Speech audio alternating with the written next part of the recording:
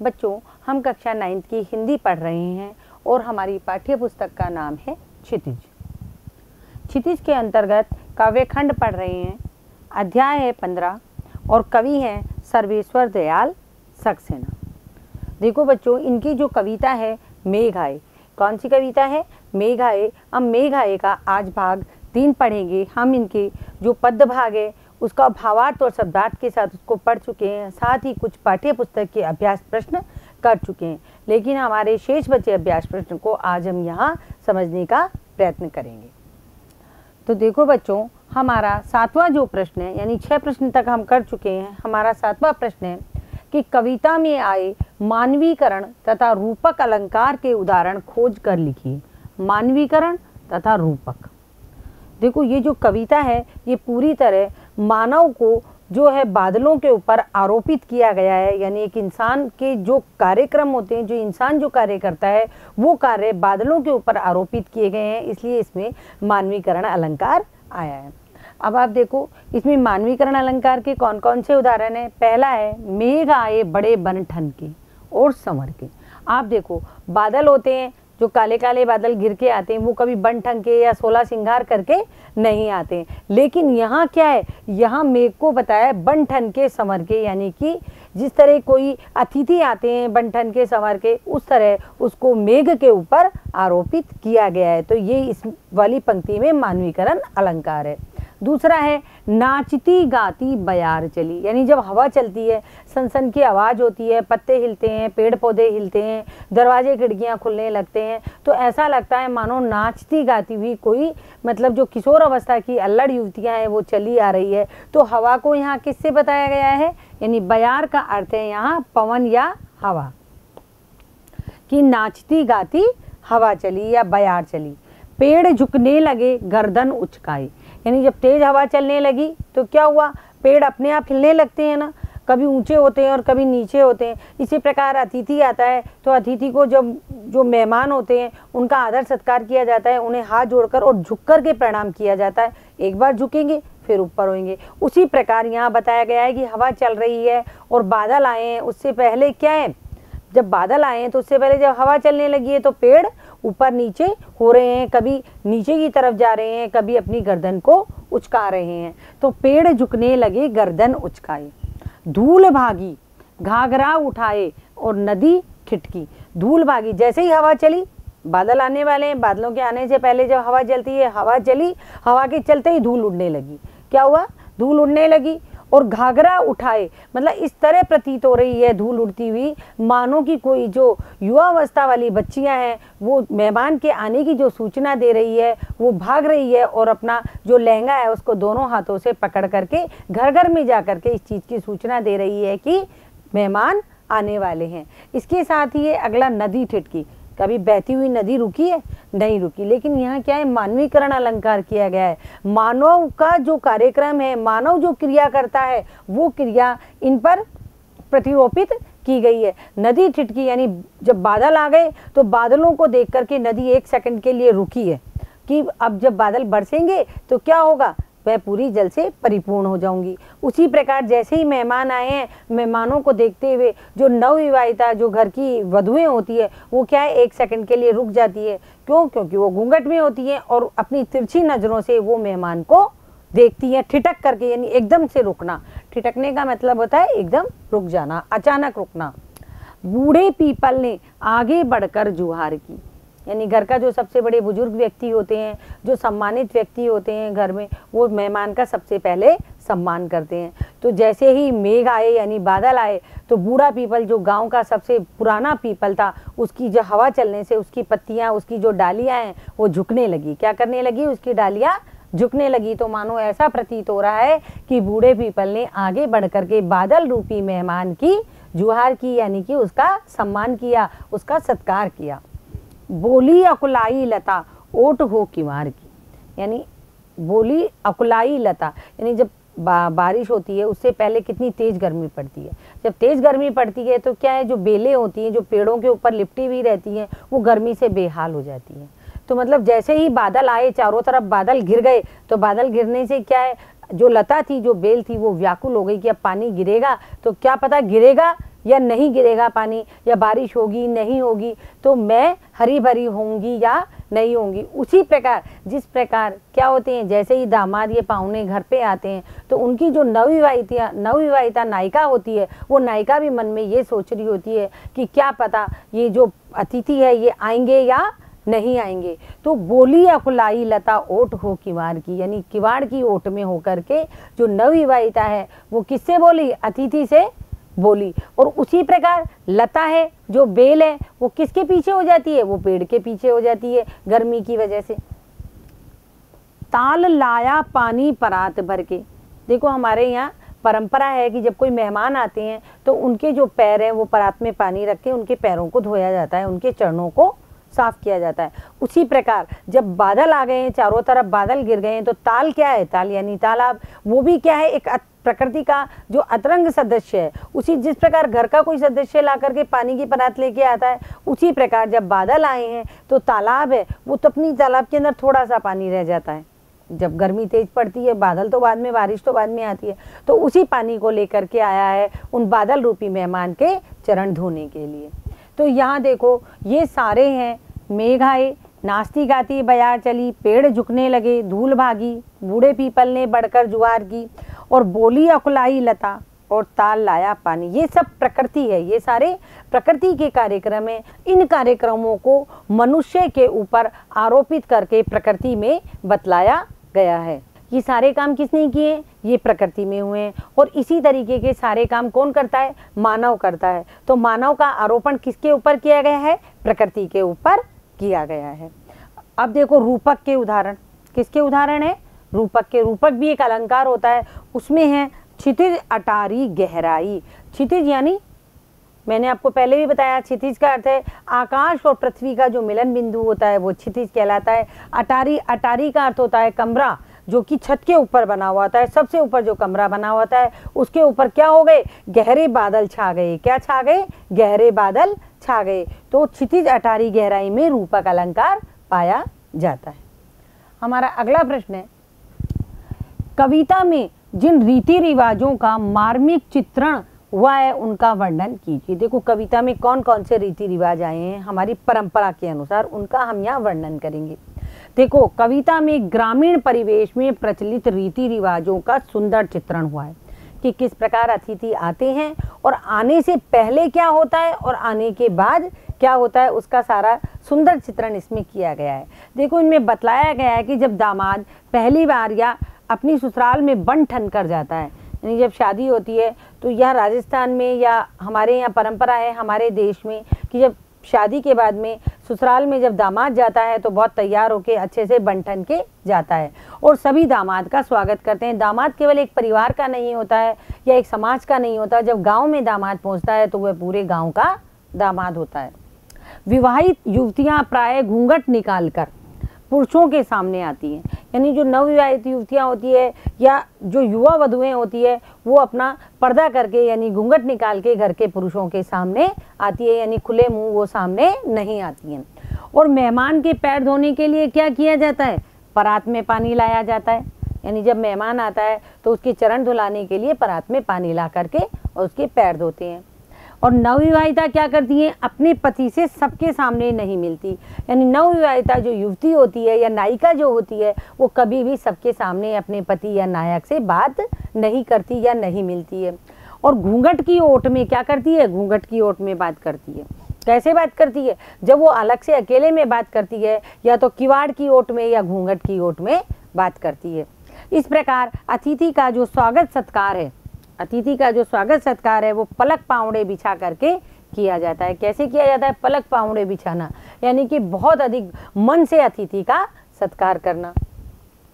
हमारा अगला प्रश्न देखिए, देखो कविता में कवि ने आकाश में बादल और गांव में मेहमान, यानी कहा आकाश में तो बादल और गांव में मेहमान के आने का जो वर्णन किया है उसे लिखना है। तो देखो आकाश में बादल का वर्णन, यानी आकाश में जब बादल आते हैं तो कैसी, मतलब हमारे अंदर भी एक स्फूर्ति सी आ जाती है, एक मतलब मौसम है जो वातावरण है वो चारों तरफ का बहुत अच्छा हो जाता है।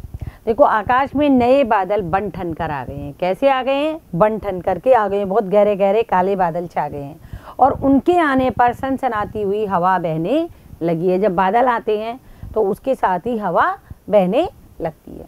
गलियों में उनके वेग से दरवाजे और खिड़कियां खुलने लगे हैं। जैसे ही तेज हवा चलती है, तेज हवा चलने से दरवाजे और खिड़कियां अपने आप खुलने लगे हैं। साथ ही धूल उड़ने लगी है। हवा चलेगी तो धूल तो उड़ेगी, क्योंकि अभी बारिश तो हुई नहीं है, केवल बादल ही आए हैं और बादलों के आने से पहले हवा चल रही है। तो हवा चल रही है, उससे धूल भी उड़ रही है।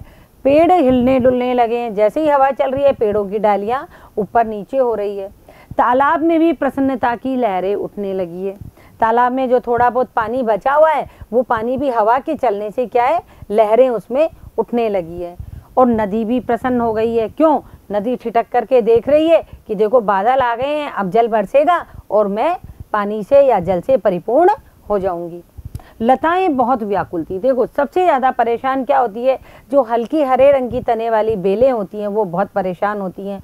क्यों? क्योंकि वो थोड़ी बहुत गर्मी से ही बेहाल हो जाती हैं। अभी तो वो बादलों को देख करके व्याकुल हो रही हैं कि कैसे बादल बरसेंगे या नहीं बरसेंगे। छा तो गए हैं बादल, पर ये बरसेंगे या नहीं बरसेंगे। उन्हें बादल के आने या ना आने में देखो अब भी संदेह है, क्योंकि वो सबसे ज़्यादा परेशान होती हैं। क्यों होती हैं? क्योंकि वो बहुत ही कोमल होती हैं। वह संदेह कब दूर हुआ? जब क्षितिज पर बादलों की घटा छा गई। अब लताओं का संदेह है या सबका संदेह, यानी कि मेहमान आएंगे या नहीं आएंगे, बादल बरसेंगे या नहीं बरसेंगे, इसका संदेह कब दूर हुआ? जब क्षितिज पर यानी आकाश पर बादलों की घटाएं छा गई। और उनके बीच में क्या हुआ, मतलब पूरा विश्वास कब हुआ? पहले तो संदेह ही था कि ये बरसेंगे या नहीं बरसेंगे, लेकिन जब बादलों के बीच में बिजली चमकने लगी तो क्या हुआ? पूरा विश्वास हो गया कि अब तो बादल अवश्य ही बरसेंगे और रिमझिम बरसात होने लगी। तो ये तो था आकाश में बादलों के आने का वर्णन। अब हम देखेंगे कि गांव में जब मेहमान पहुंचते हैं तो उसका किस तरह स्वागत सत्कार किया जाता है। वो ही सेम बादलों की तरह, जैसे बादलों के आने पर व्याकुलता हुई है, बादलों के आने पर उनका स्वागत सत्कार किया गया है, उसी प्रकार गाँव में जब मेहमान आते हैं तो उनका स्वागत सत्कार किया जाता है। देखो शहर से दामाद क्या है, बन ठन कर आए हैं ना। गांव में आप हो चाहे शहर का जो दामाद है, और उसके आने की खबर हवा की तरह, यानी हवा की तरह पूरे गांव में फैल गई है कि उस घर के अंदर दामाद आज आने वाले हैं। तो पुरुष क्या कर रहे हैं, जैसे ही दामाद आए पुरुष उसे झुककर प्रणाम करने लगे। घर के जितने भी पुरुष थे, बड़े बुजुर्ग थे या घर में जितने भी सदस्य थे, सब झुक करके उनको प्रणाम कर रहे हैं। और स्त्रियां क्या कर रही है, घूंघट सरका करके, यानी वो पुरुषों के सामने अपना घूंघट नहीं हटाती है, तो वो घूंघट को सरका करके तिरछी नज़र से देखने लगी हैं। बाकी चितवन, यानी तिरछी नज़र से थोड़ा सा घूंघट हटा करके आए हुए मेहमान को वो देख रही है। किसी ने आगे बढ़कर उसका स्वागत किया, यानी कि जो मेहमान आए हैं, दामाद आए हैं, घर के जो बड़े बुजुर्ग हैं या गांव के जो बुजुर्ग हैं, उन्होंने उसका सम्मान किया। तो कोई पैर धोने के लिए पानी की परात लेकर के आया, यानी आते ही अतिथि के पैर धोने लगे हैं। और उसकी विरहणी प्रियतमा, उसको क्या भ्रम था, जिस प्रकार लता व्याकुल हो रही थी, अकुलाई हो रही थी कि बारिश तो, बादल तो छा गए हैं, पता नहीं है बरसेंगे या नहीं बरसेंगे, उसी प्रकार विरहणी प्रियतमा को क्या भ्रम था कि वह न जाने कब आएगा, यानी कि अतिथि आएगा। अतिथि के आने की खबर तो हो गई है कि अतिथि आ रहा है, लेकिन वो आएगा या नहीं आएगा, इससे उनकी विरहणी प्रियतमा थी, उनको बहुत भारी संदेह था। इसलिए वे क्या कर रही थी, आकुलता से, यानी परेशान होकर के सबके सामने नहीं, अपितु किवाड़ की ओट से, किससे मिली, नायक से या अतिथि से कैसे मिली, सबके सामने तो वो मिल नहीं सकती थी, इसलिए किवाड़ की ओट में उस अतिथि से या दामाद से, या हम उसको नायक भी कह सकते हैं, नायक से मिली। जिस प्रकार क्या है, पेड़ की ओट में लता रहती है और बरसात आती है तो वह क्या होती है, हरी भरी हो जाती है। तब उसने क्या किया, अपने प्रियतम से क्षमा मांगी। किस लिए क्षमा मांगी, कि दोनों के इसलिए क्षमा मांगी कि मुझे ये संदेह था कि आपके आने की खबर तो आ ही गई थी, लेकिन आप आओगे या नहीं आओगे, इसके लिए उसने क्षमा मांगी। और दोनों के मधुर मिलन की बेला में आंसू बहने लगे। जब दोनों आपस में मिले तो बारिश रूपी, जिस प्रकार बादलों के आने से बिजली जब चमकती है तो बरसात होती है, उसी प्रकार नायक और नायिका के मधुर मिलन से क्या हुआ, दोनों के आंसू बहने लगे। हमारा अगला प्रश्न है, काव्य सौंदर्य लिखिए। देखो इन पंक्तियों का अपने को काव्य सौंदर्य लिखना है। काव्य सौंदर्य के अंतर्गत हम भाव सौंदर्य और शिल्प सौंदर्य दोनों लिखते हैं। पाहुन जो आए हो गांव में शहर के, मेघ आए बड़े बन ठन के संवर के। पाहुन का मतलब यहाँ अतिथि, बादल भी अतिथि है और दामाद भी अतिथि है। आप देखो इसका भाव सौंदर्य। गांव में मेहमान यानी दामाद के आने की तुलना किससे की गई है? बादलों से की गई है। जिस प्रकार दामाद बंठन के आते हैं उसी प्रकार ही मेघ बंठन के आए हैं। दामाद शहर से बंठन के आया है, तो इसमें क्या किया है कवि ने? बादलों के सौंदर्य की कवि ने एक बहुत सुंदर अभिव्यक्ति दी है और मानवीकरण अलंकार का आरोपण किया है। अब इसका हम शिल्प सौंदर्य देखेंगे। इसमें कौन कौन से अलंकार हैं? इसमें उत्प्रेक्षा अलंकार है और अनुप्रास अलंकार है। अनुप्रास अलंकार है जो मैं आपको बता चुकी हूँ, जहाँ वर्णों की आवृत्ति होती है बंठन, है ना, ना जहाँ वर्णों की आवृत्ति हो रही है। साथ ही मानवीकरण अलंकार है, यानी मानवीकरण अलंकार है बादलों पर मेहमान का आरोप हुआ है। बादल है वो मेहमान रूपी है, तो मानवीकरण अलंकार है। भाषा कैसी है? भाषा बिल्कुल सरल है, भावानुकूल है, यानी भावों के अनुकूल है। और छंद है जो इसमें तुकांत छंद है। तो देखो बच्चों, ये छंद आपको याद करना पड़ेगा कि इसमें तुकांत छंद है, और साथ ही आपको इसमें ये भी याद करना पड़ेगा कि ये उसमें उत्प्रेक्षा और अनुप्रास और मानवीकरण अलंकार है। हमारा अगला प्रश्न है रचना और अभिव्यक्ति का। किसका प्रश्न है? रचना और अभिव्यक्ति का। देखो बच्चों, ये जो प्रश्न है रचना और अभिव्यक्ति के, ये प्रश्न क्या है? आपको अपने मन के भावों से लिखने होते हैं। मैं आपको यहाँ एक प्रश्न लिखना, यानी उसका किस प्रकार उत्तर लिखा जाता है वो मैं बता रही हूँ। आपके परीक्षा में ये प्रश्न आएगा तो आप कविता के आधार पर जो आपके भाव हैं उनको आप यहाँ व्यक्त करेंगे। तो आप देखो प्रश्न है, वर्षा के आने पर अपने आसपास के वातावरण में हुए परिवर्तनों को ध्यान से देखकर एक अनुच्छेद लिखिए। यानी वर्षा के आने के बाद अपने आसपास के वातावरण में क्या परिवर्तन देखा है वो अनुच्छेद यहाँ लिखना है। देखो, वर्षा के आने से पहले धरती पर क्या क्या होती है? तपन यानी गर्मी, लू गर्म हवाएं, और शुष्कता यानी चारों तरफ सूखापन होता है। यानी वर्षा आती है उससे पहले तेज गर्मी होती है, जो कि वर्षा के आते ही एकदम समाप्त हो गई है। यानी वर्षा जैसे ही आती है तो ये तपन, लू और गर्मी एकदम समाप्त हो जाती है। पहली वर्षा होने से खेतों से मिट्टी की एक अनोखी गंध आती है।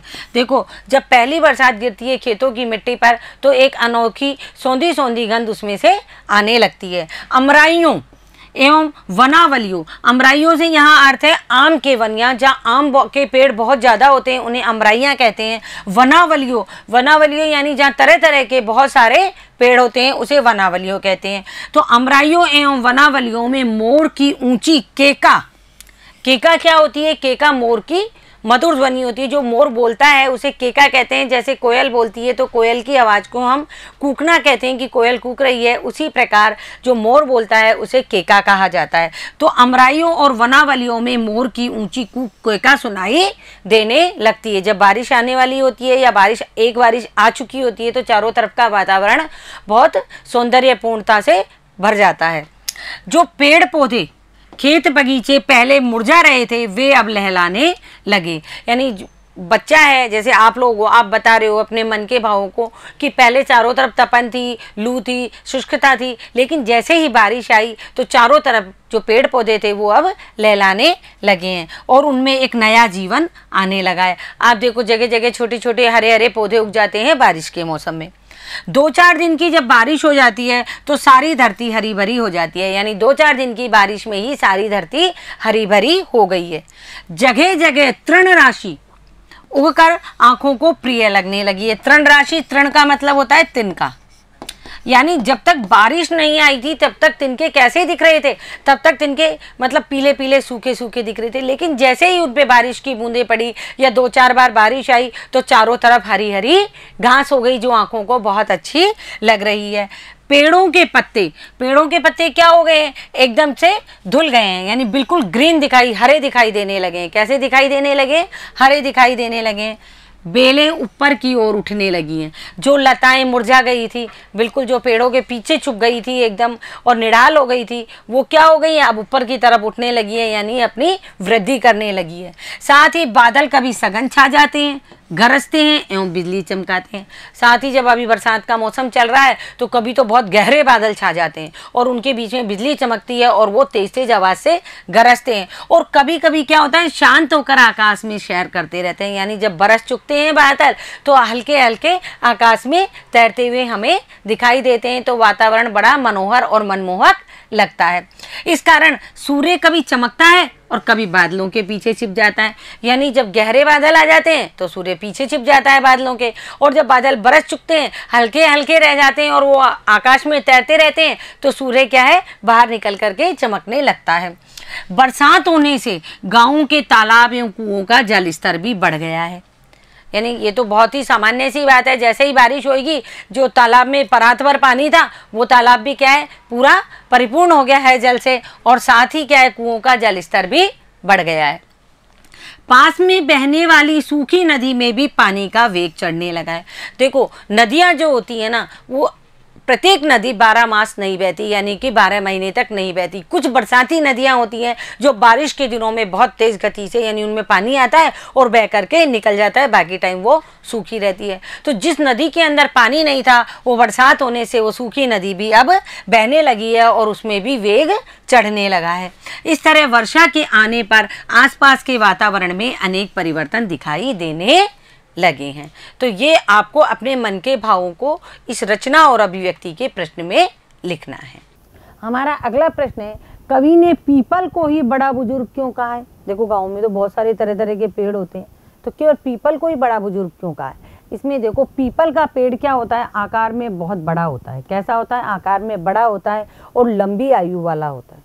यानी पीपल के पेड़ की और बरगद का एक पेड़ और होता है, बरगद के पेड़ की, दोनों पेड़ की आयु बहुत अधिक होती है, इसलिए पीपल के पेड़ को बड़ा बुजुर्ग कहा गया है। साथ ही क्या है, वे गांव में सभी के लिए पूज्य होता है। आपने देखा होगा हमारे यहाँ मान्यता है कि पीपल के पेड़ में जल चढ़ाते हैं। कहते हैं कि पीपल के पेड़ में 33 कोटि देवताओं का निवास होता है।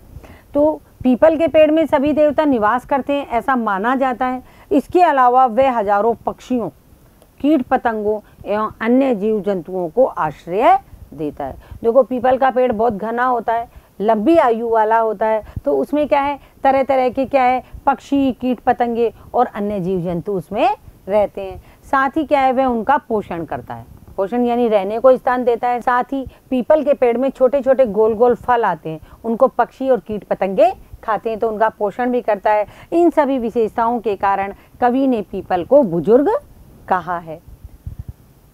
हमारा अगला प्रश्न है, कविता में मेघ को पाहुन के रूप में चित्रित किया गया है। पाहुन मतलब अतिथि। यहाँ अतिथि दामाद को विशेष महत्व प्राप्त है, यानी दामाद रूपी जो अतिथि है उसको हमारे यहाँ परंपराओं में विशेष महत्व दिया जाता है। लेकिन आज इस परंपरा में परिवर्तन आया है। आपको इसके क्या कारण नजर आते हैं? देखो प्राचीन जो परंपराएं हैं उनमें और आज की परंपराओं में रात और दिन का अंतर आ गया। पहले जब गांव में दामाद आया करते थे तो क्या वो पूरे गांव के दामाद होते थे, एक परिवार के दामाद नहीं होते थे। लेकिन अब इन परंपराओं में परिवर्तन आया है। क्यों आया है वो हम देखते हैं। देखो हमारे समाज में आए इस परिवर्तन के कई कारण हैं। अब पुरानी मान्यताओं को लोग कम महत्व देने लगे। जो आजकल की पीढ़ी है वो क्या करती है, पुरानी मान्यताओं को महत्व नहीं दे रही है।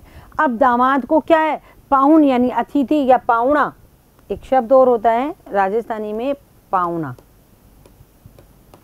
ये सब ना मान करके घर का एक सदस्य ही मानते हैं। यानी कि पुत्री का विवाह जिससे हुआ है वो घर का एक सदस्य ही बन जाता है, अब वो कोई अतिथि नहीं रह गए हैं। इसके अलावा वर्तमान अर्थ प्रदान युग है, यानी जो आज का समय है वो अर्थ प्रदान, यानी अर्थ प्रदान का यहाँ मतलब है पैसे से संबंधित, यानी धन होना बहुत आवश्यक है। खर्चे बढ़ने से न तो दामाद का इतना आकर्षण रह गया है और न ही उसकी मेहमान नवाजी करने में लोगों की लगन रह गई है। अर्थ प्रदान युग है यानी पैसे से संबंधित युग है, तो ना तो लोगों में इतना इंटरेस्ट है, लोग पैसा कमाने के लिए पैसे के पीछे भाग रहे हैं, लोग नौकरियां ढूंढ रहे हैं और इतनी ज़्यादा जो जीवन है वो बहुत तनावपूर्ण हो गया, तो उस तनावपूर्ण जीवन में कहीं किसी को फुर्सत नहीं है कि आने वाले दामाद का इतना आदर सत्कार करें जितना कि पुरानी परंपराओं के अनुसार किया जाता था। साथ ही देखो, जो व्यस्त जीवनचर्या है उसके कारण सेवा सत्कार करने का अवसर अब कम ही मिलता है, यानी अब किसी के पास भी इतना समय नहीं है कि वो अतिथि के साथ बैठे, उसका इतना सेवा सत्कार करे, उसका इतना आदर सत्कार करे। साथ ही शिक्षा के प्रसार से दामाद और बेटी का पक्ष अब बराबर हो गया है, यानी पहले दामाद को विशेष दर्जा दिया जाता था, लेकिन शिक्षा का प्रसार होने से यानी लोगों में जागरूकता आने से अब बेटी और दामाद को बराबर माना जाने लगा है। संयुक्त परंपरा यानी संयुक्त परिवार परंपरा अब टूटने से व्यक्ति आत्म केंद्रित हो गया है, यानी कि संयुक्त परंपरा है, जो संयुक्त परिवार की परंपरा है वो अब टूट गई है। पहले संयुक्त परिवार में सबका आदर सत्कार किया जाता था, अब सब एकल परिवार हो गए हैं, व्यक्ति आत्म केंद्रित हो गया है, तो इससे भी इस परंपरा का ह्रास हुआ है। साथ ही अब गाँव में अतिथि सत्कार की पुरानी परंपरा का निरंतर ह्रास हो रहा है, यानी निरंतर गाँव में भी ये परंपरा अब समाप्त होती जा रही है। तो देखो बच्चों, हमने ये रचना अभिव्यक्ति के कुछ प्रश्न देखे, साथ ही पाठ्य पुस्तक के भी हमारे जो अभ्यास प्रश्न रह गए थे वो भी हमने देखे। तो आप इन प्रश्नों को पढ़िए और इन्हें लिखने का अभ्यास कीजिए। रचना और अभिव्यक्ति के जितने भी प्रश्न हैं वो स्वयं आपको अपने मन से यानी अपने भावों को प्रकट करके लिखने हैं। तो बच्चों, इन्हें लिखने का प्रयास कीजिए, साथ ही इन्हें समझने का प्रयास भी कीजिए। धन्यवाद बच्चों।